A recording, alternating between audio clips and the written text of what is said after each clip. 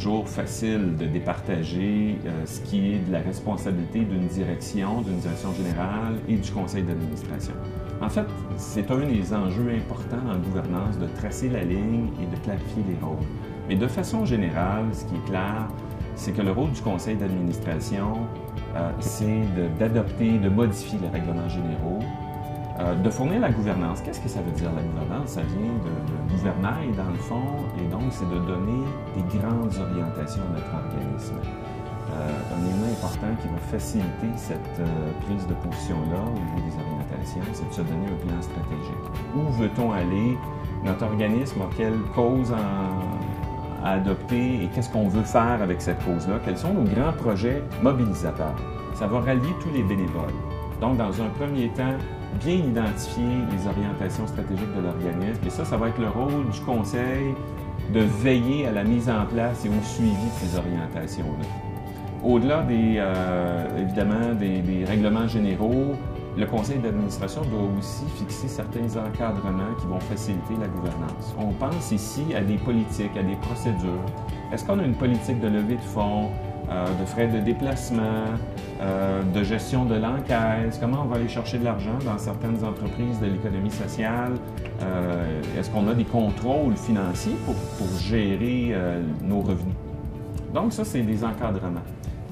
Ceci dit, c'est aussi important de clairement gérer la permanence. Donc, le rôle du conseil, ça va être de sélectionner, de faire un profil de recrutement en fonction de ce que l'on veut. Et ça, c'est un élément qu'on oublie souvent. Quelles sont les compétences essentielles qu'on veut de notre direction générale? C'est au conseil à établir le profil de compétences, à recruter la direction générale, évidemment à faire l'évaluation. L'élément important à ce niveau-là, donnez-vous des objectifs mesurables. Qu'est-ce que la direction générale devrait faire? Et idéalement, fixer ces objectifs-là le plus tôt possible en début d'année, de faire un suivi avec direction où on en est au fur et à mesure que l'année progresse, peut-être sur une base trimestrielle, pour éviter des mauvaises surprises ou des perceptions différentes. Donc, de réussir une campagne de levée de fonds, pour certains administrateurs, ça peut représenter 2 millions, mais si on avait auparavant 200 500 000 $, c'est tout un changement de cap. Il faut être clair d'avoir des éléments mesurables pour éviter ces perceptions-là. Donc, le conseil d'administration est responsable de recruter, d'évaluer la direction générale, mais il n'est pas responsable de la permanence et de la gestion du personnel. Ça, c'est le rôle de la direction générale. Donc, la direction générale gère le personnel. Il va se donner, formuler des politiques, il va mettre en œuvre aussi les grandes orientations énoncées par le conseil d'administration. Et c'est évident qu'on veut une direction générale qui va être capable aussi de proposer des choses, de proposer des stratégies, de proposer des orientations. Bref, on le voit, la ligne peut bouger, c'est une ligne grise.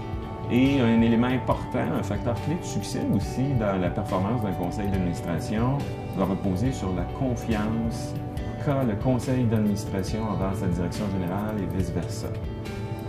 C'est beaucoup basé sur un climat de complicité, d'ouverture, de transparence.